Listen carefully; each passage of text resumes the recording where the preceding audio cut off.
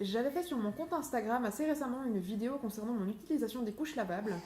Il s'avère que c'était une vidéo qui apparaissait dans ma story et qui donc a disparu après 24 heures. Plusieurs personnes m'ont demandé s'il était possible de la remettre.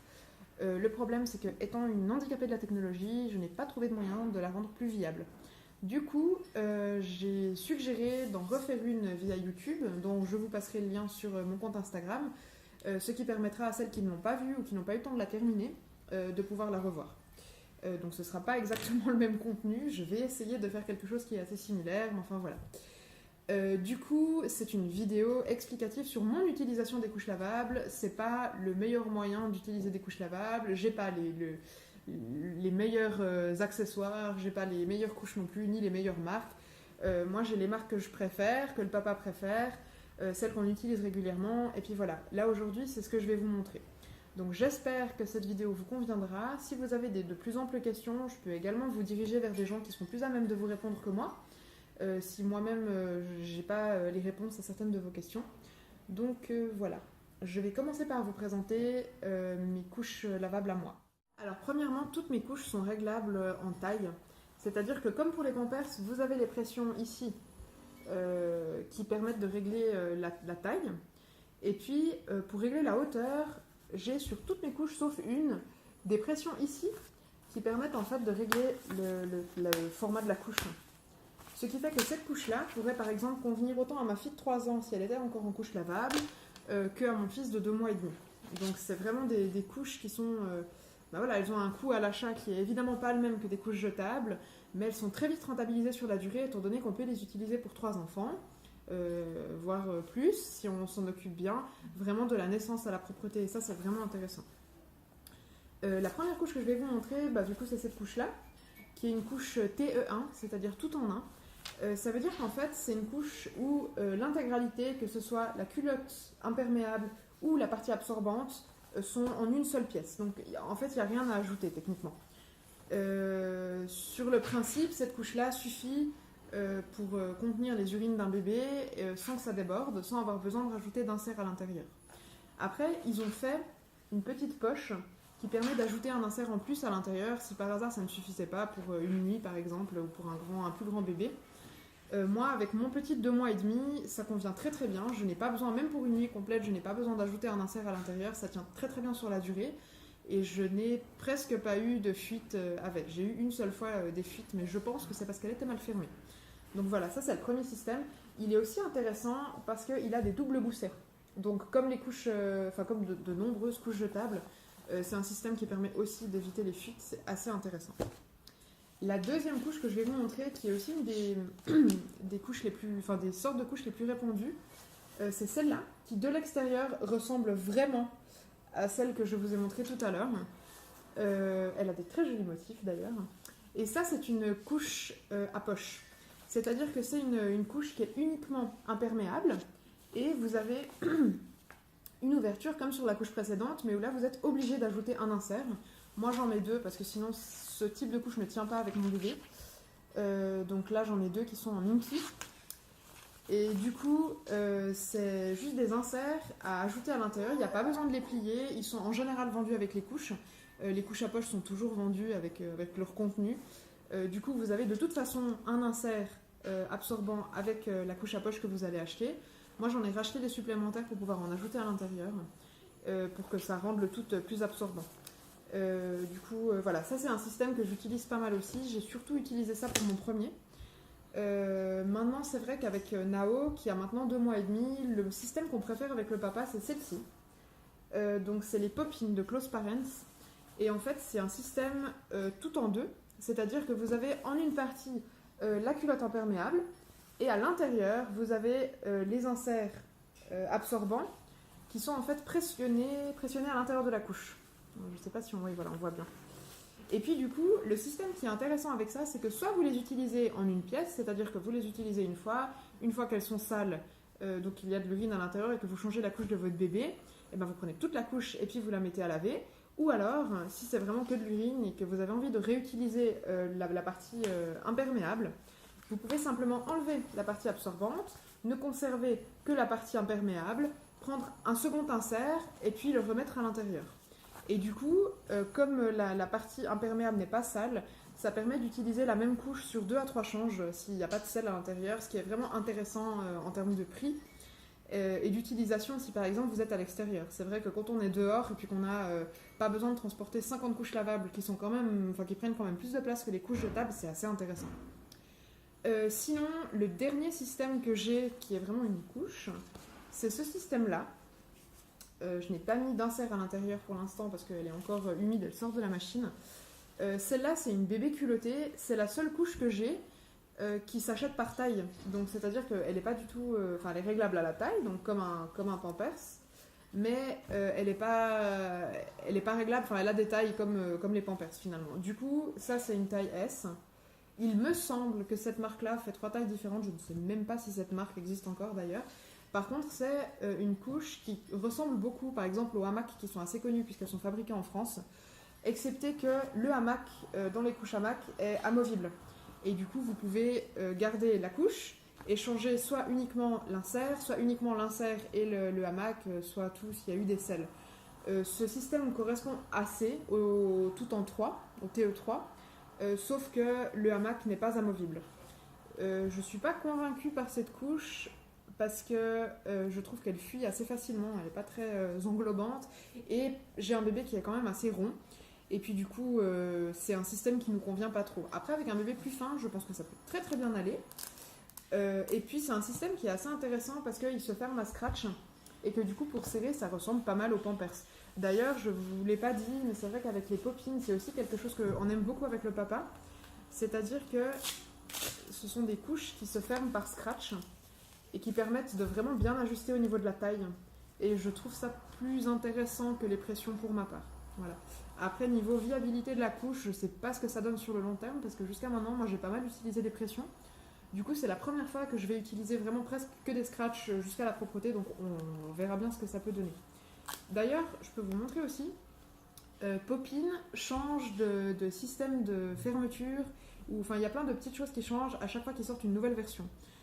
Moi, sur le principe, je trouve ça assez ennuyeux parce que ça veut dire que quand on rachète des couches de la même marque et du même modèle, eh ben, c'est souvent des couches qui ne sont pas compatibles. Enfin, les inserts ne sont pas compatibles avec les couches imperméables que vous avez déjà. Et ça, j'ai trouvé vraiment dommage. Du coup, j'ai quand même 2 versions différentes de Poppin. Je les utilise quand même, ma foi, voilà.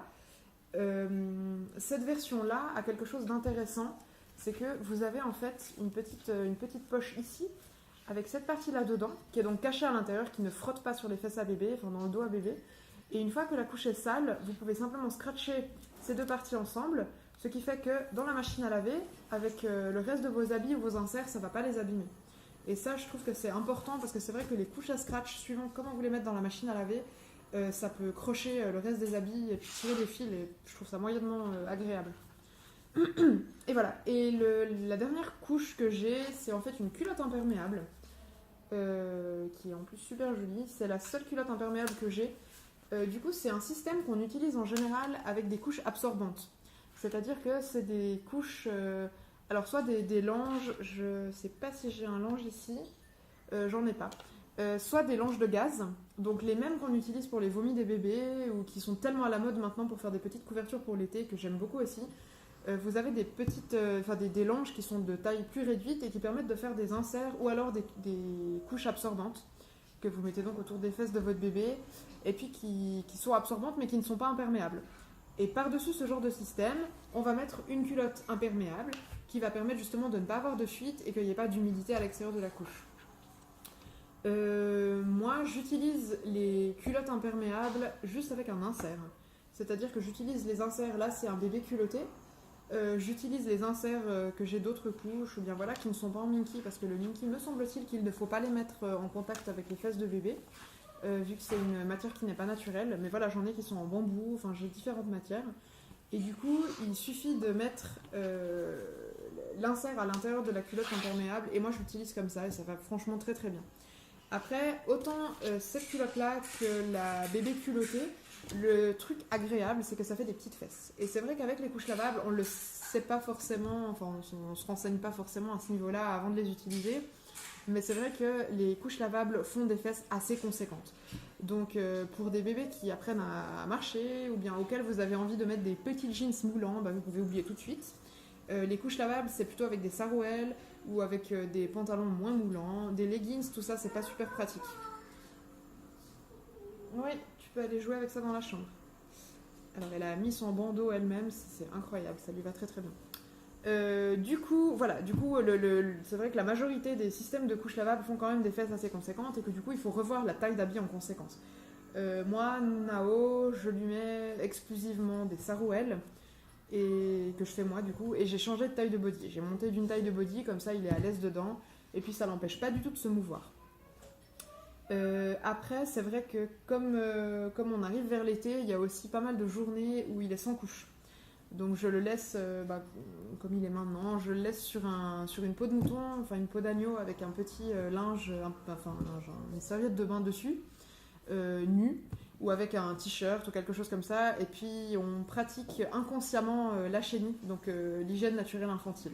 C'est-à-dire que j'ai appris avec les semaines à voir quels étaient les signes, soit pour les urines, soit pour les selles, et du coup à ne pas le laisser baigner dans son pipi. Et puis je trouve ça assez agréable.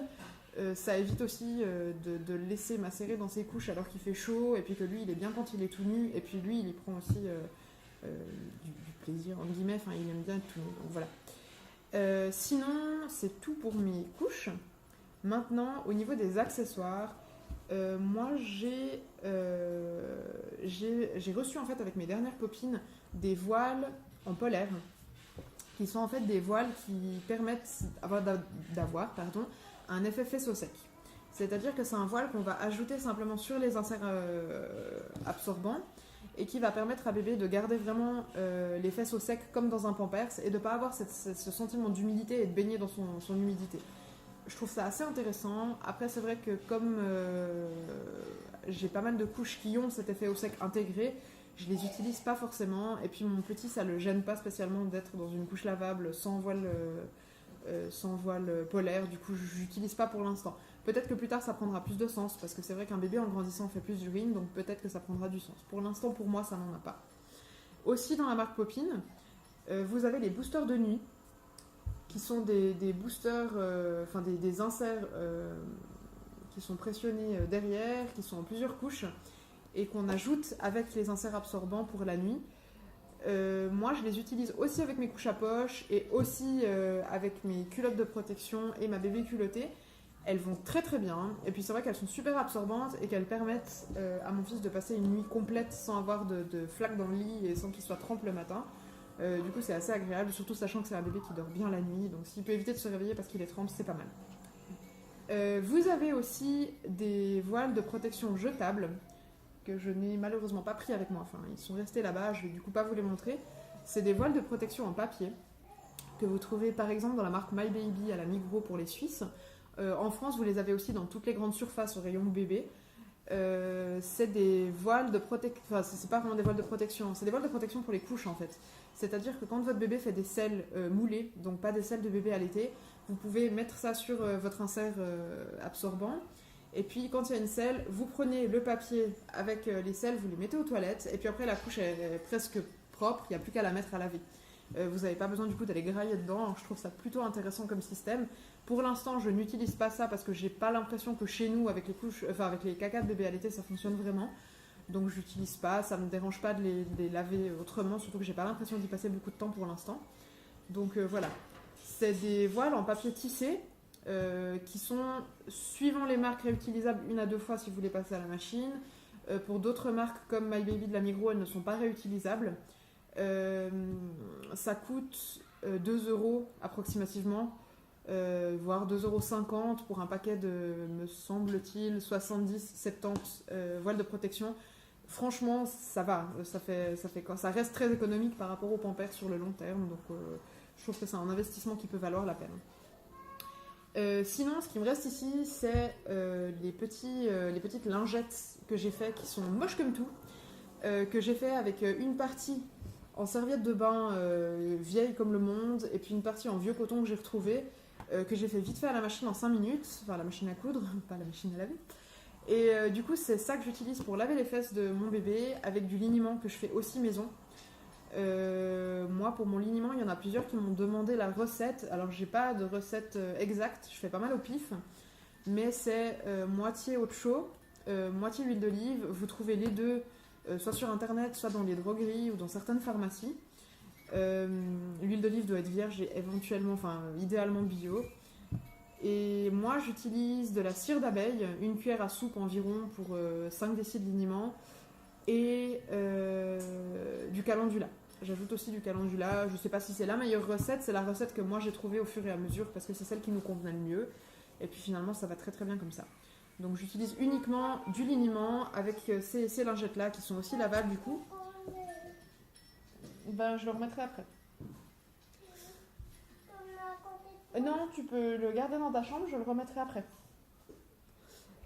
Du coup, voilà, on évite les déchets au maximum. Comme j'utilise pas de voile de protection jetable pour l'instant, j'en ai des paquets qui attendent que Nao soit un peu plus grand, mais pour l'instant on les utilise pas. Donc pour l'instant, les couches de Nao sont zéro déchet, et ça je trouve ça assez important.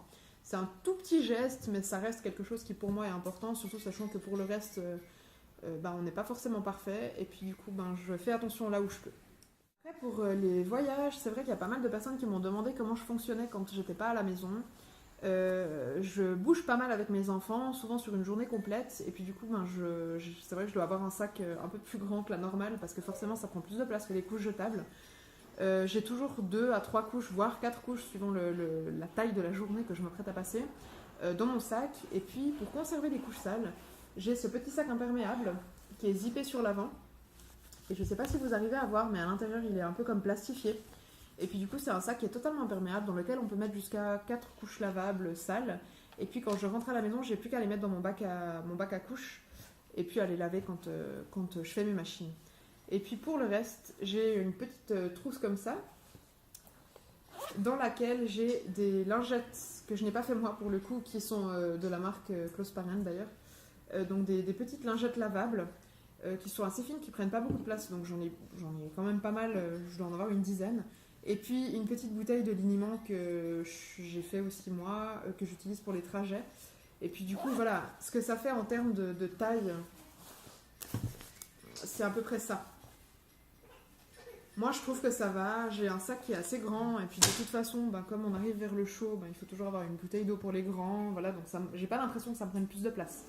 Mais après, voilà, chacune a son confort. Et puis du coup, c'est vrai qu'il faut quand même avoir un sac à langer. Moi qui aime bien avoir ma petite pochette, mon tout petit sac avec moi, pour le coup, en ce moment, c'est pas possible.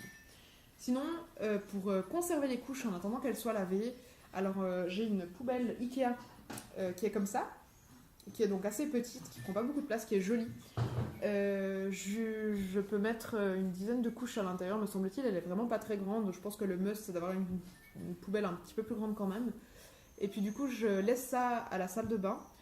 Mes couches ne sentent absolument pas mauvais, mais aussi parce que mon bébé n'est pas diversifié, il est uniquement allaité, donc c'est vrai que pour l'instant ça sent rien. Quand votre enfant commence à être diversifié, en particulier s'il mange de la viande, c'est vrai que ça a tendance à très vite sentir plus fort. Du coup, ce que vous pouvez faire, c'est mettre une serviette de bain au fond de cette poubelle avec quelques gouttes de tea tree, d'huile essentielle de tea tree. En plus, c'est un désinfectant naturel, donc c'est assez bien. On peut même en mettre dans les machines à laver, suivant comment, si l'odeur est assez tenace. Moi, pour l'instant, j'ai pas besoin d'utiliser ça. Comme mon petit a 2 mois et demi, c'est vrai que les odeurs sont pas gênantes, et puis du coup, ça nous va très bien comme ça. Sinon, au niveau de l'entretien des couches, moi, personnellement, j'ai une vingtaine de couches. Je pourrais me permettre de faire une machine tous les 3 jours. Vu notre rythme, le rythme de Nao, je pourrais faire une machine tous les 3 jours, j'en fais une tous les 2 jours quand même. L'idéal avec les couches, c'est de les laver à 40. Vous pouvez tout laver ensemble, il faut simplement faire attention au scratch, pas qu'il se croche sur le reste des habits. Et puis éviter les linges fragiles. Moi, ce que je fais en général, c'est que je lave les serviettes de bain, les draps de lit, certains habits, pas dommage, genre les jeans, les choses comme ça des enfants ou même les miens. Je mets ça ensemble à 40, avec un cycle long, un pré-lavage, éventuellement un rinçage si vous avez ça sur la machine avant.